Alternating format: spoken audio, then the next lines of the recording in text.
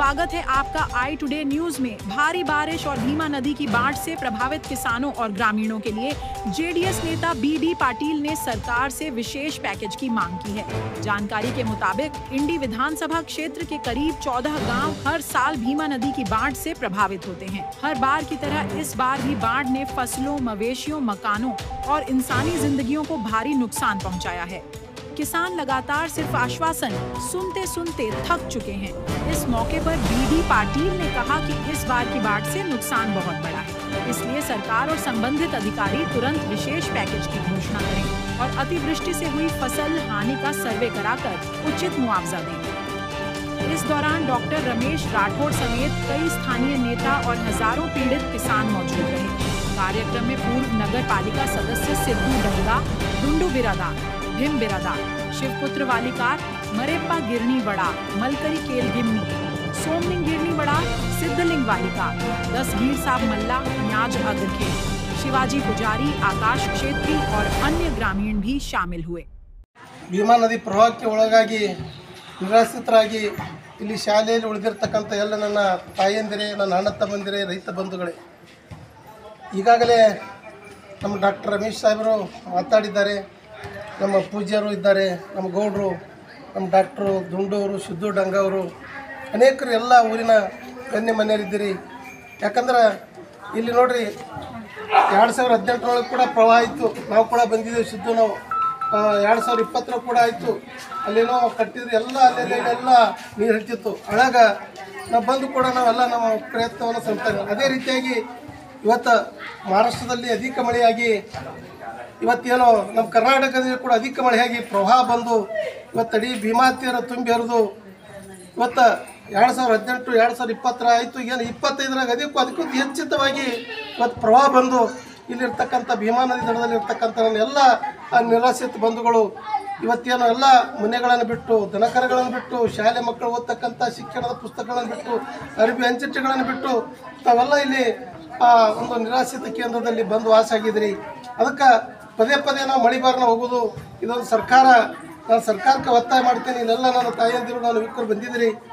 ಯಾಕೆ ಹೇಳ್ತೀನಪ್ಪ ಅಂದ್ರೆ ಇವ್ರಿಗೊಂದು ಶಾಶ್ವತವಾಗಿರ್ತಕ್ಕಂಥ ಪರಿಹಾರ ಆಗಬೇಕು. ಶಾಶ್ವತವಾಗಿರ್ತಕ್ಕಂಥ ಪರಿಹಾರ ಇವು ಹೊಳಿ ಬಾರನ ಎದ್ದು ಬರೋದು, ಹೊಳಿ ಬಾರ ಬಿಟ್ಟು ಹೋಗೋದು ಹಾಗಾಗಬಾರ್ದು.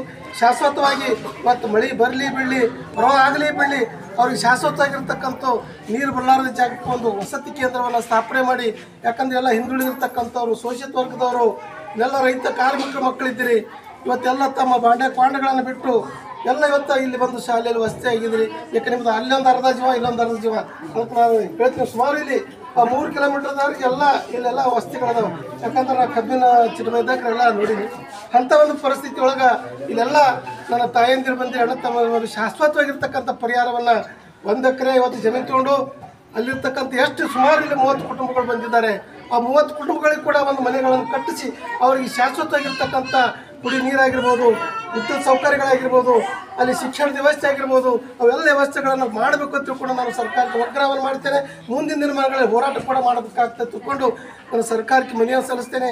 ಅದೇ ರೀತಿಯಾಗಿ ಏನು ಇವತ್ತು ಮಹಾರಾಷ್ಟ್ರದಲ್ಲಿ ಮಳೆಯಾಗಿ, ನಮ್ಮ ಕರ್ನಾಟಕದಲ್ಲಿ ಮಳೆಯಾಗಿ, ಇವತ್ತೇನು ದುಳ್ಕೆಡದಿಂದ, ಹಿಂಗಣಿದಿಂದ, ಇವತ್ತು ಚಡಗ ಮಾರ್ಗವಾಗಿ ಇವತ್ತೇನು ಬರಗುಡಿ, ಪಡ್ನೂರ, ಶಿರ್ಕಳ, ಇವತ್ತೇನು ಅಗರಕೇಡ, ಗುಯ್ಯಾರ, ಖ್ಯಾಡಗಿ, ರಾಡ್ಗಿ, ಮಳೂರ, ಇವತ್ತೆಲ್ಲ ಗ್ರಾಮಗಳಲ್ಲಿ ಕೂಡ ಅತಿವೃಷ್ಟಿಯಾಗಿ ಇವತ್ತೆಲ್ಲ ಜನ ರೈತರು ಕಂಗಾಲಾಗಿದ್ದಾರೆ.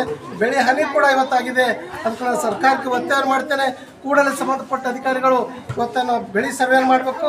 ಅತ್ಯಂತ ಅದಕ್ಕೆ ಒಂದು ಭೀಮಾ ನದಿ ತೀರದಲ್ಲಿರ್ತಕ್ಕಂಥ 15 ಹಳ್ಳಿಗಳಿಗೆ ವಿಶೇಷವಾಗಿರ್ತಕ್ಕಂಥ ಪ್ಯಾಕೇಜನ್ನು ಘೋಷಣೆ ಮಾಡಿ ಆ ರೈತರಿಗೆ ಇವತ್ತೆಟ್ಟು ಕಬ್ಬು ಬೆಳೆ ಆಗಿರ್ಬೋದು, ಹತ್ತಿ ಆಗಿರ್ಬೋದು, ಯಾವ ಬೆಳೆ ಇವತ್ತು ಹಾಳಾಗ್ಯದ ಅದಕ್ಕೊಂದು ವಿಶೇಷವಾಗಿರ್ತಕ್ಕಂಥ ಪ್ಯಾಕೇಜನ್ನು ಘೋಷಣೆ ಮಾಡಿ ತಕ್ಷಣ ಅವರಿಗೆ ಪರಿಹಾರವನ್ನು ಘೋಷಣೆ ಮಾಡಬೇಕು ತಿಳ್ಕೊಂಡು. ಅಷ್ಟೇ ಅಲ್ಲ, ಇವತ್ತು ಇಡೀ ತಾಲೂಕಿನಲ್ಲಿ ಅನೇಕ ಇವತ್ತು ಮಳೆಗಳಾಗ್ಯದ. ಅಲ್ಲಿ ಕೂಡ ಆ ಜಮೀನದಲ್ಲಿರ್ತಕ್ಕಂಥ ಹಾಳಾಗಿರ್ತಕ್ಕಂಥ ರೈತರಿಗೆ ಇವತ್ತು ಮೆಕ್ಕೆಜೋಳ ಆಗಿರ್ಬೋದು, ದ್ರಾಕ್ಷಿ ಆಗಿರ್ಬೋದು, ದಾಳಿಂಬೆ ಆಗಿರ್ಬೋದು, ಲಿಂಬೆ ಆಗಿರ್ಬೋದು, ಅನೇಕ ರೈತರು ಬೆಳೆದಿರ್ತಕ್ಕಂಥ ತೊಗರಿ ಬೆಳೆ ಆಗಿರ್ಬೋದು, ಎಲ್ಲ ಹಾಳಾಗಿ ಇವತ್ತು ರೈತ ಕಂಗಾಲಾಗಿದ್ದಾನೆ. ಮುಂಗಾರಿ ಪೀಕ್ ಎಲ್ಲ ಇವತ್ತು ಸತ್ಯಾನಾಶ ಆಗಿದೆ. ಅದಕ್ಕಾಗಿ ನಾನು ಒತ್ತಾಯನ ಮಾಡ್ತೇನೆ, ಈ ಭೀಮಾ ತೀರದ ರೈತರಿಗೆ ವಿಶೇಷವಾಗಿರ್ತಕ್ಕಂಥ ಪ್ಯಾಕೇಜ್ ಘೋಷಣೆ ಮಾಡಬೇಕು. ಇಲ್ಲಿರ್ತಕ್ಕಂಥ ತಾಯಂದರಿಗೆ ಪುನರ್ವಸತಿಯನ್ನು ನಿರ್ಮಾಣ ಮಾಡಬೇಕು. ಇಲ್ಲೆಲ್ಲ ರೈತರಿಗೆ ಮತ್ತು ಏನು ಮಳೆಯಿಂದ ಹಾಳಾಗಿರ್ತಕ್ಕಂಥ ಪ್ರವಾಹಕ್ಕೊಳಗಿರ್ತಕ್ಕಂಥ ಕಷ್ಟದಲ್ಲಿರ್ತಕ್ಕಂಥ ರೈತರಿಗೆ ತಕ್ಷಣ ಪರಿಹಾರವನ್ನು ಘೋಷಣೆ ಮಾಡಬೇಕು ತಿಳ್ಕೊಂಡು ನಾನು ಎಲ್ಲ ಬರಗುಡಿಯ ಸುತ್ತಮುತ್ತಲಿನ ಅನೇಕ 15 ಹಳ್ಳಿಗಳಲ್ಲಿ ಬರ್ತಕ್ಕಂಥ ಏನು ಭೀಮಾ ತೀರದ 15 ಹಳ್ಳಿಗಳಲ್ಲಿ ಪ್ರವಾಹಕ್ಕೊಳಗಿರ್ತಕ್ಕಂಥ ರೈತರ ಪರವಾಗಿ ಹಾಗೂ ಸಮಸ್ತ ನನ್ನ ತಾಲೂಕಿನ ಪರವಾಗಿ ರೈತರ ಪರವಾಗಿ ಸರ್ಕಾರಕ್ಕೆ ಆಗ್ರಹವನ್ನು ಮಾಡ್ತೇನೆ. ಕೂಡಲೇ ತಕ್ಷಣವಾಗಿ ಅವರಿಗೆ ಒಂದು ಘೋಷಣೆಯನ್ನು ಮಾಡಬೇಕು ಅಂತ ತಿಳ್ಕೊಂಡು ನಾನು ತಮ್ಮೆಲ್ಲರ ಪರವಾಗಿ ಸರ್ಕಾರಕ್ಕೆ ಆಗ್ರಹವನ್ನು ಮಾಡ್ತಾ ಇದ್ದೇನೆ.